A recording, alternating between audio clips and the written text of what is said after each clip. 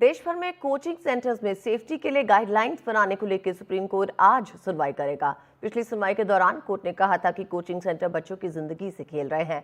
Supreme court ने केंद्र सरकार और दिल्ली के चीफ सेक्रेटरी को नोटिस जारी करके पूछा था कि कोचिंग सेंटर्स में क्या सेफ्टी के नियम लागू किए गए हैं।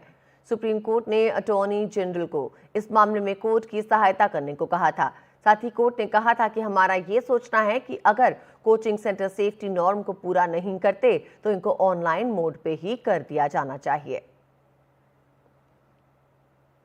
देश भर में चल रहे कोचिंग सेंटरों में सुरक्षा को लेकर गाइडलाइन के मामले में सुप्रीम कोर्ट एक अहम सुनवाई करेगा। जस्टिस सूर्यकांत और जस्टिस उज्जवल भुइया की बेंच ये सुनवाई करेगी।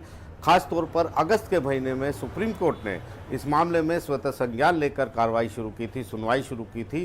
वो भी इस वजह से कि जो दिल्ली के ओल्ड राजेंद्र नगर में कोचिंग सेंटर में बेसमेंट में बरसात के दौरान पानी भरने से जो छात्रों की मौत हुई, उससे सुप्रीम कोर्ट काफ़ी नाराज़ दिखा और गंभीर दिखा। सुप्रीम कोर्ट ने कहा कि ये मामला ऐसा है जिसमें वो स्वतः संज्ञान ले रहे हैं, इस तरह की घटना नहीं होनी चाहिए थी। कोचिंग सेंटर जो है वो बच्चों की ज़िंदगी से खेल रहे हैं, वो डेथ चैम्बर बन गए हैं, ऐसा सुप्रीम कोर्ट ने कहा। और इसके बाद केंद्र सरकार और दिल्ली सरकार दोनों को नोटिस जारी किए थे और कहा था कि सुप्रीम कोर्ट को बताया जाए कि आखिरकार सुरक्षा को लेकर, सेफ्टी नॉर्म्स को लेकर ऐसी जगह पर कोचिंग सेंटरों में क्या उपाय किए जा रहे हैं। सुप्रीम कोर्ट ने अटॉर्नी जनरल आर वेंकट रमनी को भी अदालत की सहायता करने के लिए इस मामले में कहा था। सुप्रीम कोर्ट ने कहा था कि हम पहली नज़र में इस विचार से हैं कि अगर सुरक्षा उपायों को पूरा नहीं करते कोचिंग सेंटर तो उनको ऑनलाइन मोड पर जाना चाहिए।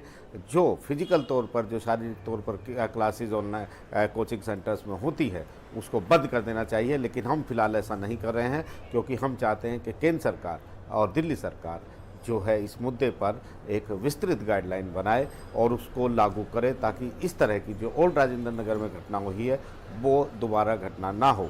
केंद्र सरकार को ये भी कहा गया था कि हम इसका जो मामला है, जो ये दिल्ली का जो मामला है, इसे दिल्ली तक सीमित नहीं रखना चाहते। इस मामले को हम पैन इंडिया यानी पूरे भारत में देखना चाहते हैं क्योंकि बहुत सारे राज्यों में बहुत बड़े बड़े जो है वो कोचिंग सेंटर हब हैं और ऐसे में वहाँ पर बच्चों के जीवन से किसी तरह का खिलवाड़ ना हो, बिल्डिंग बाय लॉज का पालन किया जाए, बेसमेंट में इस तरह से जो घटना हुई है वो घटना दोबारा ना हो, सुरक्षा के उपाय हों, आने जाने के जो रास्ते हैं अंदर जाने के और बाहर निकलने के वो अलग अलग हों, सुरक्षित रहें बच्चे वहाँ पर, इस तरह को लेकर। और ख़ास तौर पर फायर नॉर्म्स जो होते हैं, आग लगने के बाद किस तरह से इंतज़ाम वहाँ हो जिससे नुकसान ना हो, ये तमाम चीज़ें हैं, उनको लेकर हम चाहते हैं एक बड़ी गाइडलाइन बनाई जाए। इसलिए केंद्र सरकार भी एक पूरा प्रस्ताव लेकर आए।